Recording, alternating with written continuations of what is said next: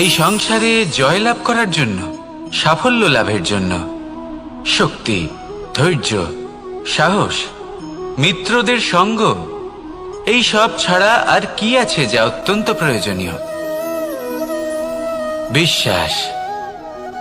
সত্যি কথা বলতে এই বিশ্বাস অত্যন্ত অমূল্য, কিন্তু এটা দুদিক খোলা তলোয়ারের মতো। এটা আপনাকে বলশালীও করে তুলতে পারে, শক্তিশালীও করে তুলতে পারে, আবার দুর্বলও করে তুলতে পারে। কিভাবে? যদি আপনি শুধুমাত্র অন্যের উপরে বিশ্বাস করেন যে ওনারা সবাই আমাকে সামলে নেবেন, আপনার বিশ্বাস শুধুমাত্র অন্যের উপর, আর সেই বিশ্বাসের ভিত্তিতে আপনি কর্ম করেন, তাহলে আপনি দুর্বলই হয়ে উঠবেন। কিন্তু এই বিশ্বাস যদি আপনি নিজের উপর রাখেন যে যাই হয়ে যাক না কেন, আমি নিজেকে ঠিক সামলে নেব, আমি আমার পথ বানিয়ে নেব, সব বিপদের সম্মুখীন আমি নিজে হব এবং জীবনে সামনে এগোতে থাকব, তাহলে এই বিশ্বাস আপনাকে বলশালী করবে। এবার সিদ্ধান্ত আপনার যে আপনি কি চান, এই বিশ্বাস আপনাকে বলশালী করবে নাকি দুর্বল। ভেবে দেখুন, আর আমার সাথে ভালোবেসে বলুন, রাধা রাধা। এই সংসারে সব থেকে বেশি কঠোর এবং বলশালী ধাতু হলো লৌহ, অর্থাৎ লোহা। হয়তো সেই জন্যই সকল অস্ত্র, সকল শস্ত্র, সকল বাহন, যখনই এদের নির্মাণ হয় তখন সব থেকে বেশি ব্যবহার এই লোহাকে করা হয়। এবার এই লোহার একটা বিশেষ গুণ রয়েছে, সেটা এটাই যে লোহাকে আপনি অন্য কোনো ধাতু দিয়ে কাটতে পারবেন না। লোহা দ্বারাই লোহাকে কাটা সম্ভব। এবার এটা কিভাবে সম্ভব? যে লোহাকে কাটতে হবে তাকে গরম করা হয়, যে লোহা দ্বারা কাটতে হবে সেটাকে ঠান্ডা রাখতে হয়, অর্থাৎ ঠান্ডা লোহা দ্বারা গরম লোহা কাটা হয়। এবার এই যুক্তি, তার প্রয়োগ আমাদের জীবনেও করা যেতে পারে। যদি আপনার কাছে শক্তি থাকে, যদি আপনি বুদ্ধিমান হন, আর যদি আপনার মন স্থির হয়, শান্ত হয়, তাহলে এই সংসারকে আপনি বদলাতে পারবেন। কিন্তু যদি আপনি শক্তিশালী হন, বুদ্ধিমান হন, কিন্তু আপনার মন অস্থির হয়, আপনার মন স্থির না থাকে, কোথায় কোথায় আপনি রেগে যান, তাহলে আপনি কখনোই সংসার বদলাতে পারবেন না। যদি পরিস্থিতিকে নিজের মতো গড়ে নিতে হয়, তাহলে ধৈর্য, সংযম এবং স্থিরতার শীতলতাকে আপন করে নিতে হবে। আসুন আমার সাথে ভালোবেসে বলুন, রাধা রাধা। আমি রথে যাত্রা করি, তাতে বারবার পথে থামি আর দেখি যে আমি অনুচিত দিকে যাচ্ছি না তো, আমি উচিত পথেই যাচ্ছি তো। কারণটা কি? কারণ হলো যাতে আমি পথভ্রষ্ট না হয়ে যাই। জীবনযাত্রাতেও এটাই প্রয়োজন। জীবনযাত্রায় ভোগ বিলাসের পথে হারিয়ে যাওয়া খুব সহজ। বারবার থেমে আপনাকে দেখতে হবে, নিজেকে কিছু প্রশ্ন করতে হবে। আমি কি আজ সেই কর্মই করছি যেটা আমি করতে চেয়েছিলাম? আমি কি আজ সেই জীবন যাপন করছি যেমন আমি যাপন করতে চেয়েছিলাম? যদি এই প্রশ্নগুলোর উত্তর হ্যাঁ হয়, তাহলে এগোতে থাকুন, নয়তো থেমে যান এবং বিচরণ করুন। মনে রাখবেন, এই সংসার অত্যন্ত জটিল, আর এতে হারিয়ে যাওয়া অত্যন্ত সরল। সেই জন্য নিজে থেকে বারবার থামা এবং জীবন চিন্তন করা অত্যন্ত আবশ্যক। তাহলে সেটাই করুন, আর আমার সাথে ভালোবেসে বলুন, রাধা রাধা। আমরা সবাই এই সংসারে সূর্যের মতো হয়ে উঠতে চাই, সূর্যের মতো তেজস্বী, প্রকাশময়, যশস্বী। সূর্যের মধ্যে এতটাই তেজ থাকে যে সবাই তার সামনে নত হয়ে থাকে। সেই কারণেই সূর্যকে যশদানের গ্রহ বলা হয়। আমরা সবাই সূর্যের মতো উজ্জ্বল হতে চাই, কিন্তু তার জন্য সূর্যকে প্রত্যেক দিন জ্বলতে হয়। এই সংসারে শুভ ভাব, পবিত্রতা নিয়ে আসার জন্য, প্রকাশ ছড়িয়ে দেওয়ার জন্য সূর্যকে প্রত্যেক দিন অস্তও যেতে হয়, আবার উদিতও হতে হয়, প্রত্যেক দিন জ্বলতে হয়। সূর্য একদিনের জন্য অবকাশ লাভ করেন না, আর যদি অবকাশ পেতেন তাহলে সূর্যকে আর সূর্য বলা হতো না, তাই না? সেই জন্য আপনি যদি সূর্যের মতো হয়ে উঠতে চান, সেই রকম উজ্জ্বল হতে চান, তেজস্বী হতে চান, তাহলে সূর্যের মতো জ্বলতে হবে, অর্থাৎ অগাধ পরিশ্রম করতে হবে। আসুন আমার সাথে ভালোবেসে বলুন, রাধা রাধা। আমরা জীবনে চলতে চাই, সামনে এগোতে চাই, কিন্তু কখনো কখনো এমন হয় যে আমরা আমাদের লক্ষ্য দেখতেই পাই না। আমরা চিন্তিত হয়ে পড়ি, ব্যতীত হয়ে পড়ি, আমরা কিছু বুঝতেই পারি না, এই মন অশান্ত হয়ে যায়। কিন্তু যদি আপনি থেমে যান, তাহলে নিজের পথ এবং নিজের লক্ষ্য থেকে সরে যাবেন। সেই জন্য চলতে থাকুন, থামবেন না। যতদূর পারবেন চলতে থাকুন, যতদূর দৃষ্টি যাচ্ছে চলতে থাকুন। তারপরেই দেখবেন পরবর্তী পথ আপনা থেকেই আপনার সামনে আসবে। কারণ আপনার দৃষ্টির সীমা থাকতেই পারে, দৃষ্টিভঙ্গির সীমা নেই। আপনার পথের সীমারেখা থাকতেই পারে, কিন্তু সেই পথে চলার সাহসের সীমা নেই। সেই জন্য নিজেকে অসীমিত করে তুলুন।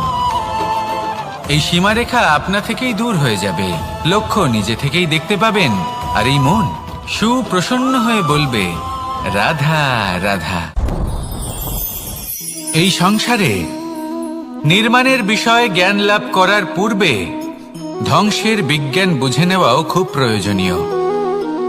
যখনই আমরা ব্যায়াম করি তখন কি হয়? আমাদের পুরনো মাংসপেশি নষ্ট হয়ে যায় এবং সেই মাংসপেশির স্থানে আমরা নতুন মাংসপেশির নির্মাণ করে থাকি। যেমন একটা নতুন ইমারত গড়ে তোলবার পূর্বে পুরাতন ইমারতকে ভঙ্গ করে দিতে হয়, তবেই তো সেই স্থান সজীব হবে, ঠিক কিনা? এবারে জ্ঞান এবং বিজ্ঞান ছাড়াও এমন কিছু আছে যা কিনা অত্যন্ত গুরুত্বপূর্ণ। তা হলো সীমা পার করে যাওয়া।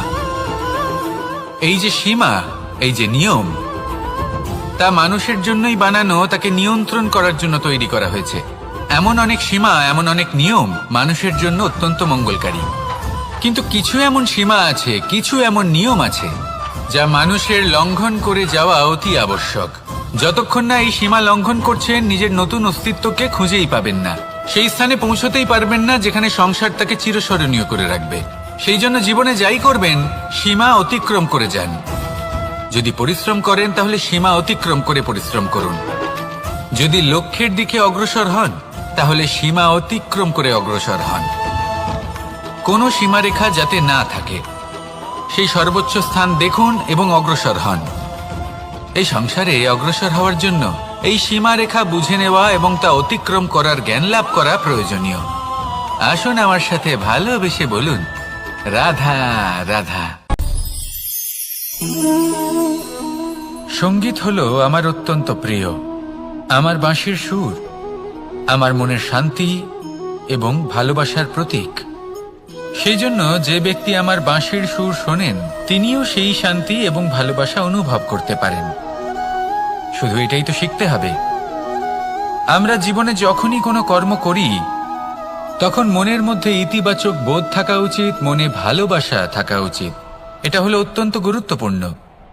যদি আপনার মনের ভেতরে ঘৃণা, বিদ্বেষ, ক্রোধ, ঈর্ষা এইসব বোধ থাকে এবং আপনি কোনো কর্ম করেন, তাহলে আপনি এই আবেগগুলোই সংসারে ছড়িয়ে দেবেন।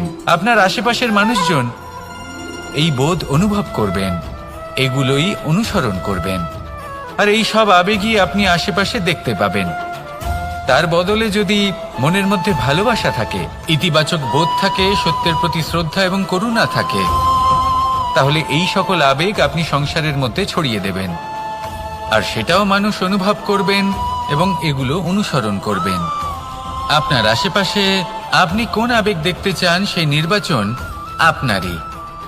আপাতত আসুন আর আমার সাথে ভালোবেসে বলুন, রাধা রাধা। এই সংসারে যখন সাফল্যের পথে আপনি অগ্রসর হবেন, তখন আপনার পরিশ্রম, একাগ্রতা, সাহসের সাথে সাথে সমাজের মানসিকতাও সহ্য করতে হবে। প্রত্যেক ব্যক্তি কিছু না কিছু ভাবেন, কিছু না কিছু বলেন। কিছু মানুষ এমন আছেন যারা ভাববেন যে আপনি কিছুই করতে পারবেন না, তারা আপনার নিন্দা করবেন, আর এই নিন্দার কথা ভেবেই আমরা ভয়ভীত হয়ে পড়ি। সেই কারণে নিজেদের আশা, নিজেদের বিশ্বাস হারিয়ে ফেলি। এবার যদি সেই নিন্দার ভয়ে আমরা লক্ষ্যচ্যুত হই, তাহলে সেটা অনুচিত। সেই জন্য জীবনে শুধু পরিশ্রম করতে থাকুন, সামনে এগোতে থাকুন। যেই দিন আপনি আপনার লক্ষ্য লাভ করবেন, সেই প্রত্যেক ব্যক্তি যারা নিন্দা করছিলেন তাদের দৃষ্টি আপনা থেকেই পাল্টে যাবে, ঠিক কিনা? এই সংসারকে যা প্রাণ চায় তাই বলতে দিন। যদি আপনি কারোর কথা শুনতে চান, তাহলে নিজের অন্তরের কথা শুনুন, সেটাই আপনাকে উচিত পথে নিয়ে যাবে। সামনে অগ্রসর হতে থাকুন, পরিশ্রম করুন। এমন একটা দিন আসবে যেদিন এই নিন্দুক ব্যক্তিরা আপনার লক্ষ্য প্রাপ্তির উদাহরণ সবাইকে দেবে। আসুন আমার সাথে ভালোবেসে বলুন, রাধা রাধা। আমি রাধাকে ভালোবাসি, আর এই কথাটা সমগ্র সংসার জানে। আর সময় অন্তরে লীলার দ্বারা, বিভিন্ন ঘটনা দ্বারা, কর্মের দ্বারা আমি নিজের এই ভালোবাসা রাধার সামনে প্রকাশ করি। এবার আপনি বলবেন, এসবের কি প্রয়োজন? রাধা কি এই কথা জানে না যে কৃষ্ণ তাকে কতটা ভালোবাসে? অবশ্যই জানে, কিন্তু এই যে ভালোবাসা, তা মনে রেখে দেওয়ার জন্য নয়, তা প্রকাশ করার জন্য। আর বারংবার এই ভালোবাসাকে প্রকাশ করা উচিত, উচিত সময় এবং উচিত সুযোগ দেখে। কিরকম? এবার যদি আপনি প্রেমীর সাথে কোনো উৎসবে থাকেন, তাহলে তার সাথে নৃত্য সঙ্গীত করুন। যদি ভিড়ের মাঝে থাকেন, তখন প্রেমীকে সম্মান করুন, একান্তে প্রসাধন করুন। দুঃখের সময় তার হাত ধরে থাকুন, সুখের সময় আলিঙ্গন করে রাখুন। এই প্রেম যত প্রকাশ করবেন, ততই এই প্রেমের বৃদ্ধি হবে। এই প্রেম আরো বেশি গভীর হবে, অটুট হবে। তাই এই প্রেমকে মনে নয়, আপনার জীবনে স্থান দিন। মন খুলে প্রকাশ করুন, আর আমার সাথে ভালোবেসে বলুন, রাধা রাধা। এবার ধরুন আমাকে দ্বারকা থেকে হস্তিনাপুর যেতে হবে, আর পথে আমি প্রত্যেকটা এমন স্থানে দাঁড়াচ্ছি যেখানে আমার মন আপ্লুত করার মতো কোনো দৃশ্য দেখতে পাচ্ছি, বা কোনো ব্যক্তিকে দেখতে পাচ্ছি, বা কোনো প্রসঙ্গ দেখতে পাচ্ছি, বা কোনো নাটক দেখতে পাচ্ছি। তাহলে কি আমি কখনো হস্তিনাপুরে উচিত সময়ে পৌঁছতে পারবো? কখনোই নয়। মানুষকেও ঠিক এই কথাটাই মাথায় রাখতে হবে। মানুষ মনের মধ্যে একটা লক্ষ্য স্থির করেন, সেই পথে অগ্রসর হয়ে পড়েন। এবার সেই পথে এগোতে এগোতে অনেক মানুষজন, অনেক ঘটনা, অনেক সমস্যা চলে আসে, যার ফলে তার মন বিচলিত হয়ে পড়ে। যদি মন বিচলিত হয়ে যায়, তাহলে লক্ষ্যের প্রতি কিভাবে একাগ্রচিত্ত হবেন? সেই জন্য অত্যন্ত আবশ্যক যে আপনি সময়ের সদ্ব্যবহার করুন সেই পথে চলার জন্য। সেই পথে সামনে এগোতে থাকুন, চোখ থাকবে শুধু লক্ষ্যের দিকে। যখনই আপনি বুঝবেন যে আপনি লক্ষ্যভ্রষ্ট হচ্ছেন, আবার সেই পথে নিজেকে টেনে আনুন। ঠিক এইভাবেই এগোতে থাকুন, সাফল্যের শিখরে গিয়ে পৌঁছন, আর সেখানে গিয়ে আনন্দের সাথে উচ্চ স্বরে বলুন, রাধা রাধা। এগুলো হলো নিম পাতা। যদি এগুলো চেখে দেখেন, তাহলে মুখ বিকৃত হবে। এগুলো কি তেঁতো খেতে, হে নারায়ণ! এর থেকে বেশি তিক্ত সংসারে আর কিছুই হতে পারে না। হয়তো আপনি এগুলো ফেলেও দেবেন, কিন্তু যদি এই স্বাদের ঊর্ধ্বে উঠে এই নিমের বিষয়ে আপনারা জানতে চেষ্টা করেন, তাহলে আপনি জানতে পারবেন যে এই নিম কতটা বেশি গুরুত্বপূর্ণ, কত গুরুত্বপূর্ণ ওষুধ, আর আমাদের শরীরের জন্য কতটা বেশি লাভজনক। এই নিম, এর মধ্যে অনেক রোগের উপশম নিহিত রয়েছে। এবার জীবনে আমরা বিভিন্ন মানুষের সাথে পরিচিত হই, নেত্র দ্বারা তাদের দেখি, কিন্তু তাদের আমরা খুব একটা পছন্দ করি না।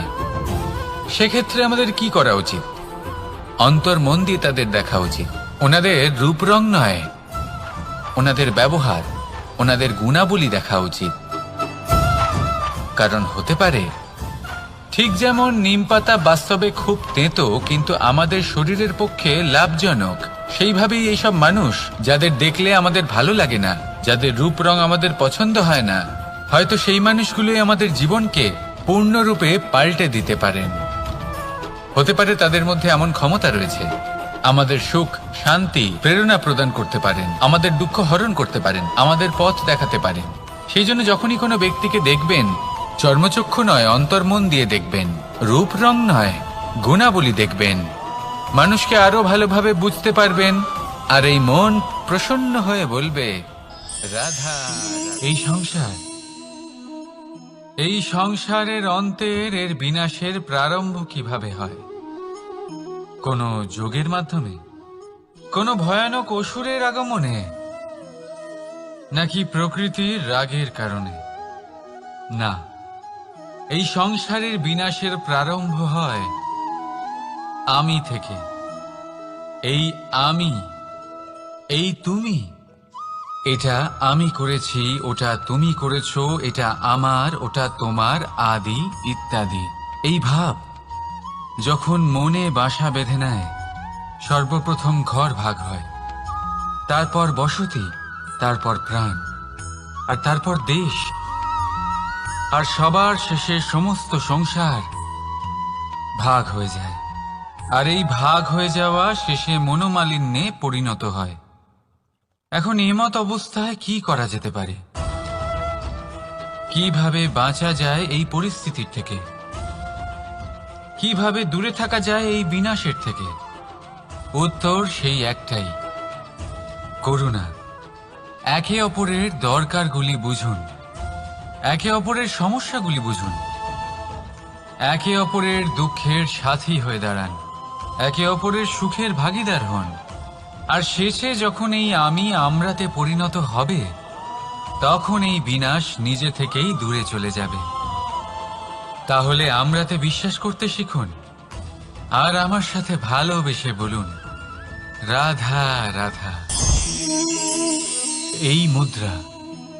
এবারে ভাবুন, এটাই আমাদের জীবন, জীবনের সুখ আর দুঃখ।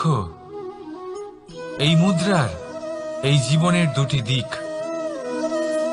কিন্তু যখনই আমরা ঈশ্বরের কাছে প্রার্থনা করি, তখনই আমরা সুখ চাই, আর সেই সুখ আসেও। আর যখনই সেই সুখ আসে, তখন ব্যক্তি সর্বপ্রথম তাকে ভুলে যায় যে দুঃখের সময় ওনার সাথে ছিলেন। আর এমত অবস্থায় উনি সাহায্য করেন না, উনি করেন উপকার। আর এই উপকারের বদলে মানুষের থেকে উনি নিজের জন্য শ্রদ্ধা চান। আর সেই শ্রদ্ধা, সেই চাহিদার কারণে উনি নিজেকে অন্যদের থেকে শ্রেষ্ঠ, অন্যদের থেকে ভিন্ন মনে করতে বিবশ হয়ে যান। আর আলাদা হবার কারণে তার মধ্যে জেগে ওঠে অহংকার, আর সেটাই হয় তার পতনের কারণ। এবার এতে কি করা যেতে পারে? কি চাওয়া যেতে পারে ঈশ্বরের কাছে? এই প্রশ্ন অবশ্যই মনে আসে। ঈশ্বরের কাছে চান সুখ, শুধুমাত্র ততটাই যাতে অহংকার না আসে, আর দুঃখ ততটাই যাতে শ্রদ্ধা না চলে যায়। রাধা রাধা। এই সংসারে এমন কিছুই নেই যে সব সময় একই থাকবে। যা কিছু নির্মাণ হয়েছে তা একদিন অবশ্যই ভেঙে পড়বে। কিন্তু এই ভেঙে যাওয়ার বিশ্লেষণ আপনি কিভাবে করবেন তা আপনার উপরে নির্ভর করছে। ওই আকাশের দিকে তাকান, ওই মেঘ, ওটাও ভেঙে পড়ে, কিন্তু নিজে ভেঙে পড়ার সাথে বর্ষাকে তৈরি করে যায়। মাটির ডেলা অবশ্যই ভেঙে পড়ে, কিন্তু ব্যবহারযোগ্য মাটির রূপ নিয়ে। এই ধরিত্রীর বুকে কোনো এক বীজ যখন ভেঙে পড়ে, তখন ধরিত্রীর উপর এক বিশাল আকারের বৃক্ষ নির্মাণ করে। যদি জীবনে কিছু ভেঙে পড়ে, তাহলে নিরাশ হয়ে পড়বেন না, নিজের সাহস হারাবেন না। ধনাত্মক দৃষ্টিভঙ্গি দিয়ে দেখতে চেষ্টা করুন। মনে করুন, নিয়তি নিশ্চয়ই আপনার জন্য আরো ভালো কিছু ভেবে রেখেছে, যা ভবিষ্যতে আপনার প্রতীক্ষা করছে। ধনাত্মক চিন্তা ভাবনা করতে থাকুন, তারপর দেখবেন শ্রেষ্ঠ রচনা নিজেই তৈরি হবে। রাধা রাধা। চলতে থাকা, থেমে যাওয়া, বিশ্রাম নেওয়া, তারপর দম নিয়ে পুনরায় দাঁড়িয়ে পড়া, আর তারপর আবার সেই পথ চলা। এটা জীবনের অভিন্ন এক অঙ্গ, এটার থেকে আপনি পালাতে পারবেন না। কিন্তু এই অঙ্গকে আপনি নিজের জীবনে কিভাবে প্রয়োগ করবেন, কিভাবে তাকে কাজে লাগাবেন, সেই সিদ্ধান্ত আপনাকে নিতে হবে। যারা হেরে যান তারাও জীবনে থমকে যান, আবার যারা জেতেন তারাও দাঁড়িয়ে পড়েন। যারা হেরে যান তারা হাঁপিয়ে দাঁড়িয়ে পড়েন, যারা জিতে যান তারা দাঁড়িয়ে পড়েন সেই সর্বোচ্চ স্তরে পৌঁছে গিয়ে। এবার দাঁড়াতে তো আপনাকে হবেই, তা হতেই হবে। কিন্তু কখন কিভাবে দাঁড়াবেন, ক্লান্ত হয়ে নাকি সর্বোচ্চ স্তরে পৌঁছে গিয়ে, সেই সিদ্ধান্ত আপনার। অবশ্যই দাঁড়িয়ে পড়ুন, কিন্তু ক্লান্ত হয়ে নয়, কারণ আপনাকে পুনরায় দাঁড়িয়ে পড়তে হবে, পুনরায় যাত্রাপথে এগোতে হবে এবং সর্বোচ্চ স্তরে পৌঁছতেই হবে। রাধা রাধা। স্বপ্ন, আমরা জীবনে স্বপ্ন দেখতে থাকি, সেটা পূরণ করার পূর্ণ প্রয়াস করে থাকি। কিন্তু এই স্বপ্ন পূরণ না হওয়ার পরিস্থিতিতে আমরা ভেঙে পড়ি, ছিন্ন বিচ্ছিন্ন হই। আর তারপরেই বোঝা আমরা আগামী প্রজন্মের ওপর রীতিমতো চাপিয়ে দিই। আমরা এটাই মনে করি যে আমরা যেটা হতে পারিনি সেটা আমাদের সন্তান অবশ্যই হবে। আমরা যা কখনো পাইনি আমাদের সন্তান অবশ্যই তা পাবে। এটা যে অনুচিত সেটা আমরা ভাবি না, কিন্তু এটা ভুল। আর এই ভুল আমরা সকলেই করে থাকি। সন্তান প্রকৃতি আর পরমাত্মার আশীর্বাদ, ওদের ভেতরে তাদের নিজের একটা অস্তিত্ব। রাধা রাধা। এই পুকুর দেখছেন আপনি, পুকুরের জল কখনো প্রবাহিত হয় না, একই স্থানে জমে থাকে। আর সেই কারণে কিছুদিন পর ময়লা হতে শুরু করে। কিন্তু তাও আমরা একে ত্যাগ করি না, আমরা তবুও একে পুজো করি। শুধুমাত্র এই কারণে নয় যে অতীতে সে আমাদের তৃষ্ণা মিটিয়েছে, কিন্তু এই কারণেও যে যদিও বা সে ভবিষ্যতে আমাদের তৃষ্ণা না মেটায়, কিন্তু প্রয়োজন হলে আগুন অবশ্যই নেভাতে পারে। ঠিক সেই রকমই হয় আমাদের সম্পর্ক, সম্পর্ক যা আমরা বহু বছর পরিশ্রম করে তৈরি করি, যে দরকার পড়লে আমাদের সহায়ক হয় কোনো না কোনোভাবে। সেই জন্য সম্মান করতে শিখুন এই সম্পর্কগুলিকে, শিখুন এই সম্পর্কগুলিকে অটুট রাখতে। কথায় কথায় এই সম্পর্কগুলিকে ভেঙে দিতে শিখবেন না। রাধা রাধা।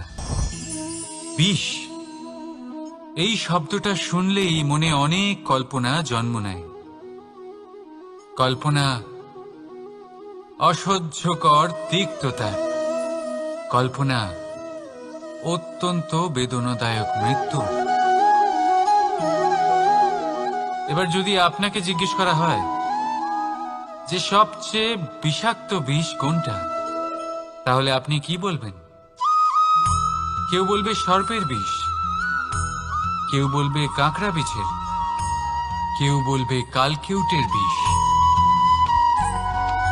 কিন্তু না, এই সমস্ত রকম বিষ সেই বিষের সামনে টিকতে পারবে না যাকে আমরা বলে থাকি কানের মধ্যে ঢালা বিষ। শুনতে অত্যন্ত মিষ্টি, কিন্তু তিক্ততায় অত্যন্ত বিষাক্ত। পেটের মধ্যে যাওয়া এই বিষ শুধুমাত্র একটি মানুষের মৃত্যুর কারণ হয়, কেবল একটি। কিন্তু কানের মধ্যে ঢালা এই বিষ একাধিক সম্পর্কের নাশ করতে পারে। আর এটাতে সেই ব্যক্তির ভুল নেই যে আপনার কানে বিষ ভরেছে, আপনি তাকে দোষ দিতে পারেন না। এখানে দোষ আপনার নিজের, যে এই বিষকে আপনি নিজের উপরে প্রভাব ফেলতে দিয়েছেন, এই বিষকে সুযোগ দিয়েছেন আপনার ক্ষতি করতে। এটা আপনার ভুল। সেই জন্য কুমন্ত্রণায় কখনো কান দেবেন না। আপনার মনে ভালোবাসার দৃঢ়তা জাগিয়ে তুলুন আর নষ্ট করে দিন এই সংসারের সমস্ত বিষের প্রভাবকে। রাধা রাধা। জীবন, আমাদের এই জীবন, সুখ আর দুঃখ, এই দুইয়ের মিশ্রণ। এদের সংমিশ্রণই জীবনের ভারসাম্য বজায় রাখে। এখন এই সুখ, সুখ এমন এক বস্তু যাকে সবাই খুঁজে চলেছে। দুঃখ এমন এক অনুভূতি যা সবার কাছে আছে।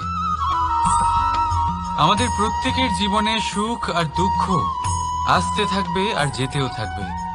এটা অবশ্যই জীবনে থাকবে, কিন্তু সফলতা এটা সবার জীবনে আসে না। কেন? কারণ এই সফলতা সুখ আর দুঃখের দ্বারা প্রাপ্ত হয় না। সফলতা প্রাপ্ত হয় নিজের উপরে বিশ্বাস করতে থাকলে। আকাশের ওই সূর্যকে দেখুন, সূর্যের বিশ্বাস আছে নিজের উপর যে সে সমস্ত জগৎকে আলোকিত করতে পারবে, নিজের প্রথম রশ্মি দিয়ে অন্ধকারকে দূর করতে পারবে। সূর্য এই বিশ্বাস নিয়েই আসে, আর কিছুক্ষণের মধ্যেই সমস্ত সংসার থেকে অন্ধকারকে বিনাশ করে ফেলে সে। তাহলে মনে রাখবেন, এই সুখের আভাস, এই দুঃখের অনুভূতি আসতেও থাকবে আর যেতেও থাকবে। শুধু নিজের উপরে বিশ্বাস রাখুন, তারপর দেখবেন এই সফলতা আপনার দাস হয়ে থাকবে। রাধা রাধা। চাঁদ কত শ্রেয়, শুভ্র, কত সুন্দর, কিন্তু যদি আপনি মনোযোগ সহকারে দেখেন তাহলে দেখবেন এই চাঁদেও দাগ আছে। আর এই দাগগুলি থাকার কারণে কি এই চাঁদের মাহাত্ম্য কখনো কমে যায়? কখনো নয়। এর কারণ হলো চাঁদের নিরন্তর চেষ্টা। একবার এই আকাশে দেখুন, এই অন্ধকার সবসময় চেষ্টা করে চাঁদকে ঢেকে দেওয়া, কিন্তু এই চাঁদ সবসময় এই অন্ধকারের সাথে লড়াই করতে থাকে। অমাবস্যা থেকে শুরু করে চাঁদের এই যাত্রা পূর্ণিমা অবধি পৌঁছেই যায়। আর তাই এই চাঁদের পুজো করা হয়, এই কারণে এই চাঁদকে মাহাত্ম্য দেওয়া হয়। এইভাবেই যদি আপনার মধ্যে কোনো দোষ থাকে, কোনো খারাপ কিছু থাকে, তাহলে সেটা কোনো বড় ব্যাপার নয়। চেষ্টা করুন সেটাকে শুধরে নেওয়ার, কিন্তু সেই কারণে নিজেকে খারাপ মনে করা এটা অনুচিত। নিজের ভুলগুলো, নিজের দোষগুলো, নিজের খারাপ দিকের কথা ভুলে আপনি এই সংসারের ভালোর দিকে প্রস্থান করেই দেখুন না। আপনি দেখবেন আপনার অন্তরের তেজ ঠিকরে বেরোচ্ছে। রাধা রাধা। এই পিঁপড়েদের দেখছেন আপনি? সবাই একই রকমের। এদের মধ্যে তফাৎ খুঁজে বার করা অসম্ভব। মনে হয় যেন ওদের আলাদা আলাদা অস্তিত্বই নেই। কিন্তু যদি আপনি মন দিয়ে দেখেন তাহলে দেখবেন প্রতিটা পিঁপড়ের আলাদা কাজ নির্ধারিত, তাদের আলাদা অস্তিত্ব আছে। কেউ বাড়ি বানানোর জন্য মাটি সংগ্রহ করতে পটু, কেউ ঢিপি বানাতে পটু, কেউ খাবার খোঁজায় পটু, আবার কেউ সেই খাবার আনায় পটু। ঠিক সেরকমই হয় মানুষেরা। মনে হতেই পারে সবাই একই রকম, কিন্তু প্রতিটা মানুষের ব্যক্তিত্ব, প্রতিটা মানুষের অস্তিত্ব ভিন্ন হয়। আর সত্যি কথা বলতে কি, প্রতিটা মানুষের ভিন্নতাই আমাদের প্রগতির দিকে নিয়ে যায়। ভাবুন, যদি আপনাকে কারোর সাথে হাত মিলিয়ে চলতে হয়, তাহলে আপনাকে আপনার সোজা হাত তার উল্টো হাতে ধরে এগোতে হবে। এটাই সৃষ্টিকর্তার সৃষ্টির নিয়ম। ভিন্নতা, এই ভিন্নতাকে আশীর্বাদ ভেবে চলুন, এতে কোনো খারাপ নেই। রাধা রাধা। দাদা আমাকে বহুবার জিজ্ঞেস করেন যে কানাই, তুমি রাধার সাথে এই সংসারকে প্রেম শেখাতে এসেছো, তাহলে কেন তুমি রাধাকে এত বিরক্ত করো? কেন ও তোমাকে বিরক্ত করে? কেন এই ঝগড়াঝাটি হয়? কেন এই টানাপোড়েন চলে? এবার এটার উত্তর আমি কিছুটা এইভাবে দিতে চাই। পিঁপড়ে সেই বাড়িতেই প্রবেশ করে যেখানে মধু উপস্থিত আছে। যদি আপনার বাড়িতে মধু থাকে, কোনো মিষ্টি জিনিস থাকে, মিষ্টত্ব থাকে, তাহলে পিঁপড়ে সেখানে অবশ্যই প্রবেশ করবে। ঠিক এইরকমই হয় আমাদের সম্পর্ক। এর মধ্যে ছোটখাটো ঝগড়াঝাটি, টানাপোড়েন, রাগ করা, মন ভাঙানো, এই সব তো চলতেই থাকে। বিশেষ করে সেই সম্পর্কগুলিতে যেখানে মিষ্টত্ব আছে। মনে রাখবেন, যেই সম্পর্কে কোনো খুনসুটি নেই, রাগ করা, মান ভাঙানো নেই, কোনো ছোটখাটো ঝগড়াঝাটি নেই, সেই সম্পর্ক শুধুমাত্র মস্তিষ্ক দিয়ে পালন করা হচ্ছে, মন থেকে নয়। তাই মন থেকে ভালোবাসতে শিখুন। আর এই ছোটখাটো ঝগড়াঝাটির, এই অম্ল মধুর খুনসুটির আনন্দ উপভোগ করুন, কারণ এতেও ভালোবাসা আছে। রাধা রাধা। এই পুস্তক বড়ই কাজের জিনিস। কাহিনী হোক, কবিতা হোক, স্মৃতি হোক, এতে যাই লিখে দেবেন তা ভবিষ্যতের পুঁজি হয়ে যাবে। কিন্তু যদি কখনো এমন হয় যে এই পুস্তক ময়লা হয়ে যায়, বা যদি কোনো পাতায় আপনি ভুল করে কালি ফেলে দেন, বা কোনো বাক্য লিখতে গিয়ে আপনি ভুল করে ফেলেন, তাহলে আপনি কি করেন? সেই পুস্তক কি আপনি তুলে ফেলে দেন? না, তাই তো। শুধু একটা পাতা ছিঁড়ে ফেলেন, যাতে সেই পুস্তক সঠিক থাকে, সুন্দর হয়ে ওঠে। এই পুস্তকের মতোই হয় আমাদের সম্পর্ক। তার সেই এক পাতা, একটা ভুল। তাই যে কোনো সম্পর্কে যদি কারোর কোনো ভুল হয়ে গিয়ে থাকে, তাহলে সেই ভুলকে সম্পর্ক থেকে দূরে করা সঠিক হবে। সেই ভুলকে ভুলে যাওয়াই সঠিক হবে। সেই সম্পর্ক ভাঙা নয়, সেই সম্পর্ক সামলে রাখুন। কারণ ভুল তো সবার দ্বারা হয়। যদি এরকম করেন, তবেই জীবনরূপী পুস্তক আরো সুন্দর হয়ে উঠবে। একে অপরকে ক্ষমা করতে শিখুন, একে অপরের ভুলকে ভুলে যেতে শিখুন। তারপর দেখবেন এই জীবনে আরো আনন্দ আসবে, আর এই সম্পর্ক নিঃশ্বাস নিতে থাকবে। রাধা রাধা।